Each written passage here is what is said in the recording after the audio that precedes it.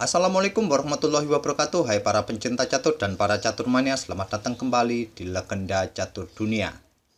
Kita masih akan mengulas partai klasik kawan.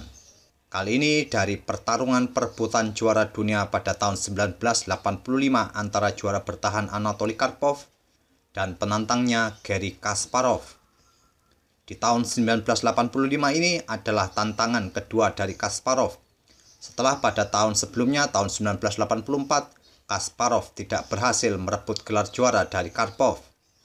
Karena di tahun itu Kasparov ditaklukkan oleh Karpov dengan skor 5-3 dan selebihnya 40 kali draw. Game yang akan kita ulas ini adalah partai ke-11 mereka di edisi tahun 1985.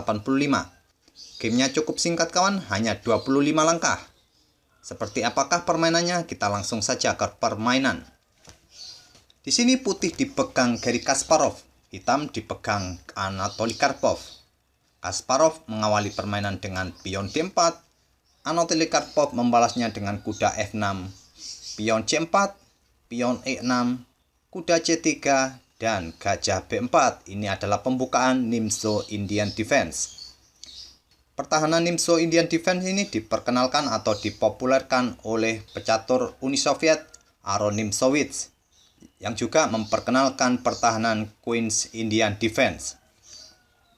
Kita lanjutkan oleh Kasparov memainkan kuda F3, Anatoly Karpov rokade, dan gajah G5. Lanjut Kasparov mengepin kuda. Anatoly Karpov melanjutkan dengan pion C5 langsung menantang pion pusat hitam. Tantangan ditolak oleh Kasparov memainkan pion E3 untuk memperkuat posisi pion D4-nya.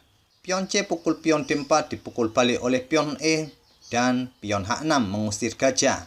Gajah mundur ke H4. Kenapa gajah putih harus mundur ke petak H4 kawan-kawan? Tujuannya adalah gajah putih ini agar tetap dalam posisi mengepin menteri hitam, mencegah kuda lompat ke petak E4 untuk memberikan tekanan pada kuda putih C3, karena posisi kuda putih ini kawan-kawan kena pin oleh gajah hitam. Oleh karena itu, Kasparov tetap menempatkan posisi gajah petak gelapnya untuk mengepin menteri hitam. Di sini bisa saja hitam melanjutkan dengan pion G5 untuk tetap mengejar gajah. Selanjutnya mungkin putih akan mengorbankan kudanya dengan pukul pion untuk mendapatkan dua pion hitam ini. Tapi Karpov lebih memilih melangkahkan pion D5, menantang pion putih C4. Kembali tantangan ditolak oleh Kasparov, menggeser betengnya ke C1 untuk membackup kuda di petak C3 ini. Karpov melanjutkan pion pukul pion, dipukul balik oleh gajah, dan kuda ke C6. Kasparov rokade di langkah ke-11. Karpov melanjutkan dengan gajah mundur ke E7 menutup pin-pinan dari gajah petak gelap putih. Dan Kasparov melanjutkan dengan menggeser betengnya ke E1. Lihatlah kawan-kawan, dua beteng putih ini sudah menempati lajur yang terbuka di lajur C, dan satunya menempati lajur yang sudah semi terbuka di lajur E. Langkah yang cukup penting kawan. Dalam prinsip dasar catur, menyarankan kita secepat mungkin untuk menempatkan benteng pada lajur atau file yang terbuka ataupun yang semi terbuka seperti ini, untuk mendapatkan kontrol sejak dini pada file terbuka seperti ini. Permainan dilanjutkan oleh Karpov memainkan pion B6, mengosongkan petak untuk pengembangan gajah di langkah-langkah berikutnya, dan pion A3, mengontrol petak B4 oleh Kasparov, agar kuda ataupun gajah tidak berani kembali ke petak B4 ini kawan-kawan. Karpov melanjutkan rencananya mengembangkan gajah B7. Kasparov menarik mundur gajahnya ke G3 dan beteng ke C8. Anatoly Karpov menyiapkan serangan X-ray bagi gajah putih. Apabila kawan-kawan di posisi seperti ini tidak jeli terhadap ancaman dari beteng hitam ini, ambil contoh memainkan pion H3. Hitam akan melanjutkan kuda pukul pion D4. Dan dengan variasi ini kawan-kawan, hitam akan untung satu pion. Tapi tentu saja kawan-kawan, sekelas mereka, ancaman seperti ini bukanlah ancaman serius. Simpel Kasparov menarik mundur gajahnya mundur ke A2. Karpov melanjutkan langkahnya dengan gajah ke D6 menantang pertukaran gajah petak gelap. Kembali tantangan ditolak Kasparov memilih memainkan pion D5 menantang pion hitam. Dan terjadi baku hantam di langkah ke-16 ini kawan-kawan. Kuda pukul pion dipukul balik oleh kuda putih. Hitam melanjutkan gajah pukul gajah G3 dipukul balik oleh pion H. Dan pion pukul kuda. Selanjutnya gajah pukul pion. Setelah baku hantam tadi kawan-kawan, material masih tetap seimbang, tapi hitam mendapatkan keuntungan dengan rusaknya struktur pion putih seperti ini. Permainan dilanjutkan oleh Karpov menggeser menterinya ke F6, mempersiapkan peta bagi betengnya untuk digeser ke lajur D. Begitu juga Kasparov mengaktifkan menterinya ke A4. Beteng hitam pun digeser ke D8 mengancam gajah di backup oleh beteng di D1. Dan beteng naik ke D7 mempersiapkan betengnya untuk ditumpuk di lajur D oleh Karpov. Dan dengan cerdik kawan-kawan, Kasparov melihat peluang serangan di langkah berikutnya. Dia menggeser menterinya terlebih dahulu ke peta G4 untuk mengincar beteng di peta D7. Dan dengan lugunya kawan-kawan, di posisi seperti ini, Karpov hanya membackup betengnya dengan beteng di D8. Di langkah ke-22 inilah momen kemenangan Kasparov. Seperti biasa, silakan pause video ini untuk beberapa detik jika kawan-kawan tertarik untuk menebak langkah kemenangan dari Kasparov berikutnya.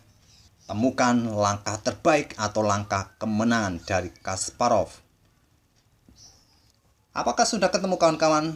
Jika belum, saya akan tunjukkan. Langkah kemenangan itu adalah menteri pukul beteng. Inilah langkah kemenangan dari Kasparov. Pengorbanan diterima beteng pukul menteri.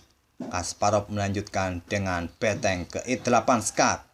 Raja hanya bisa menghindar ke H7. Dan Kasparov melanjutkan dengan gajah ke E4 skak. Di posisi ini, di langkah ke-25, Anatoly Karpov menyerah. Kenapa Anatoly Karpov menyerah di posisi ini kawan-kawan? Apakah perlu saya lanjutkan analisanya atau kawan-kawan sendiri otak-atik alasan kenapa Anatoly Karpov menyerah di posisi ini? Oke, saya akan tunjukkan kenapa Anatoly Karpov menyerah di posisi ini. Karena di posisi ini kawan-kawan, setelah gajah skak raja di peta E4, maka terbuka jalan bagi beteng putih yang siap pukul beteng hitam di langkah berikutnya. Tentu untuk menutup skak dari gajah putih ini kawan-kawan, pastinya hitam tidak akan menutupnya dengan menteri di peta G6.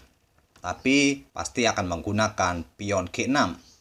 Selanjutnya, putih akan pukul beteng hitam D7 dan kembali memberikan ancaman pada perwira hitam yaitu gajah di B7. Di sini ada pilihan bagi hitam, menyelamatkan gajah atau menggeser rajanya ke G7. Jika tidak menyelamatkan gajah, beteng akan pukul gajah. Jika di posisi ini, hitam memilih menyelamatkan gajah mungkin ke peta A6, maka tidak ada yang menjaga lagi kuda yang ada di C6 ini. Putih akan pukul kuda. Selanjutnya, bila menteri hitam pukul balik gajah putih, putih akan skak mat raja hitam. Dan apabila di posisi ini kawan-kawan, hitam memilih menggeser rajanya ke G7 mengorbankan gajahnya. Selanjutnya mungkin hitam akan melangkahkan kuda ke D4 dan putih akan menumpuk betengnya di baris ke-7 bersiap untuk pukul pion yang ada di F7 ini. Bila hitam melanjutkan dengan kuda ke B5, simpel saja kawan-kawan, putih akan pukul pion F7 skak. Mau tidak mau menteri pukul beteng, dipukul balik oleh beteng putih skak, raja pukul beteng. Dan kuda ke E5 skak, raja ke F6, kuda pukul pion.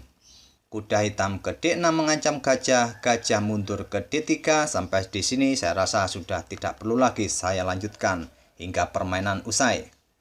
Dipastikan putih akan menang dengan kelebihan 2 pion dan 1 perwira. Oleh karena itu kawan-kawan, di posisi langkah ke-25, saat Kasparov melangkahkan gajahnya ke E4 skak, Anatoly Karpov pun menyerah.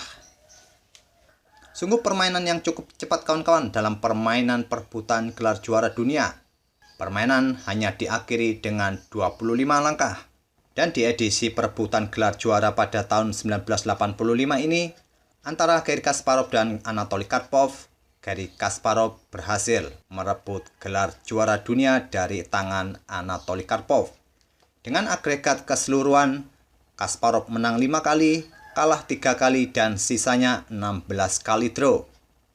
Dan Garry Kasparov pun mampu mempertahankannya hingga tahun 2000 silam.